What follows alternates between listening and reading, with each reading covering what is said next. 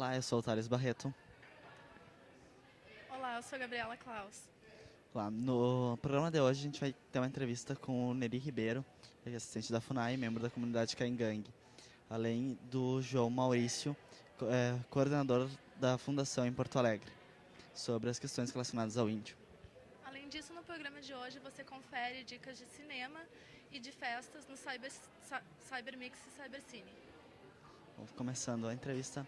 Senhor Neri, o senhor é da comunidade Caingangue. Como é que o senhor vê as questões da cultura indígena? Estão sendo mantidas? Como é isso? Bom, eu sou da tribo Caingangue, sou lá da aldeia de Guarita, Intendente Portela, né? E também sou funcionário da FUNAI há 36 anos, né? E então a gente, como índio também, a gente consegue saber tudo sobre a cultura Caingangue, né? E que ao longo do tempo, assim, a gente tem perdido muito da nossa cultura, né? Com a integração com o povo civilizado aí. Então, a maioria das aldeias já tem esse contato há muito tempo com as aldeias, o pessoal de fora, né? Os não índios. E daí, então, hoje em dia os índios são quase como os pequenos agricultores, né? Alguns têm optado pelo artesanato, mas a maioria do nosso povo é um pequeno agricultor. Senhor João Alberto, qual é a dimensão da população indígena no estado do Rio Grande do Sul? No Rio Grande do Sul, hoje são em torno de 17 mil caigangues e 2.500 Guarani no estado do Rio Grande do Sul. E a maioria deles estão a partir de Passo Fundo para o norte do estado, né? Então, por isso, inclusive, a gente comentava antes do programa, a sede da FUNAI no estado fica em Passo Fundo. E aí qual o Neri seria a trabalha lá, importância diretor de assistência em Passo ter Fundo. uma sede também em Porto Alegre? Nos últimos 15 anos, começou também aconteceu um retorno de comunidades indígenas que tinham se distanciado de Porto Alegre e começaram a retornar para cá. E começou a haver também muitas demandas com a administração regional de Passo Fundo e que ficava difícil para estar atendendo o dia a dia das aldeias aqui da região, né? Hoje tem em torno de 1.200 Guarani na região metropolitana de Porto Alegre e 470 Caigangue e 40 Charrua. Charrua é uma etnia também que está se reagrupando, que também estava dispersa no estado, está se reagrupando e formaram uma aldeia agora aqui na Lomba do Pinheiro. Por falar em dispersão do estado, a quantidade de indígenas que vão para as cidades é muito grande. Por que isso ocorre e quais as consequências? Eu vou falar um pouquinho, depois o Neri também podia falar.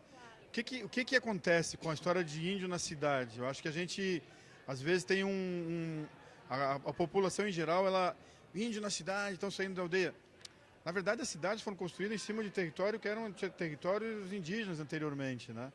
O que a gente tem comentado, eu venho também da antropologia, tem sobreposição de território. Então, quando tem índio na cidade, bom, os índios têm direito a passar pela cidade e a dialogar ou fazer troca também com os não índios. Então, se trata de uma convivência que eles buscam também acessar a tecnologia, serviço, buscar também vender artesanato. Então, todo momento eles estão estabelecendo troca com os não índios, com a nossa cultura. E, bom, não há um que se espantar com a presença indígena na região metropolitana, né?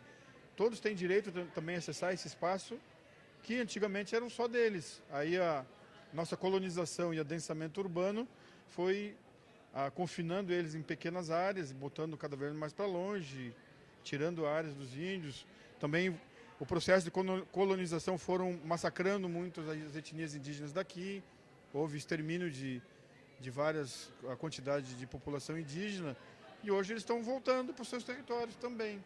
O desafio nosso da FUNAI, como é que a gente compatibiliza isso, como é que a gente reduz o conflito, como é que a gente tenta aproximar culturas, né, que estão transitando no dia a dia nosso em Porto Alegre, né?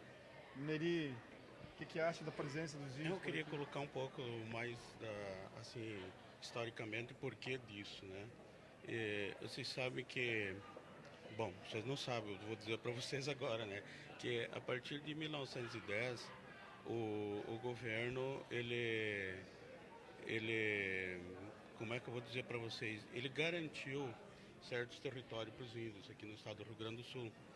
E daí, também quando houve a colonização alemã e italiana aqui, né, no Rio Grande do Sul, então, naquela época tinha, da minha etnia, tinha aqui de São Leopoldo, aí, ó, começava aí o território Caingangue, né?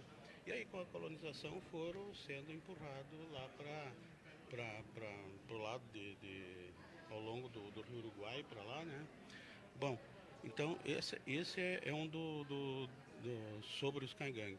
E depois sobre o porquê deles estarem saindo hoje das reservas, é assim, ó, até uns 40 anos atrás,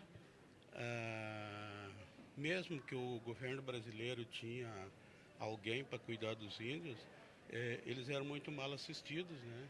Então as comunidades eram muito pequenas, né? Por exemplo, há 30 anos atrás, a minha comunidade do Guarita era de 600 pessoas, né? Hoje ela é 7.000 e poucas pessoas, né? Então, naquela época, a terra que eles tinham lá comportava 600 pessoas lá, né?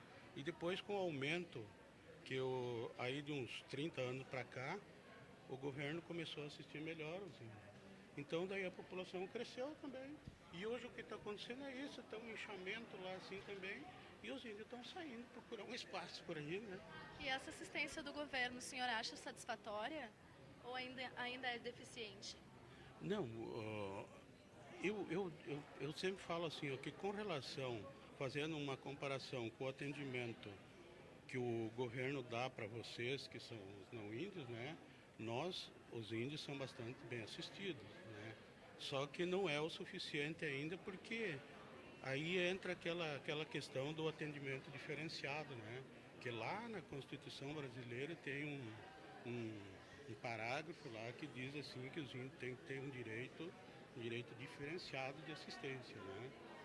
Então nessa parte aí que vem aquilo que a gente pode chamar de reclamação, né? Que ainda não está de acordo com aquilo que o povo Caingangue, principalmente eu estou falando do povo Caingangue, que sou Caingangue, né? Gostaria que fosse, né? Como o senhor vê as cotas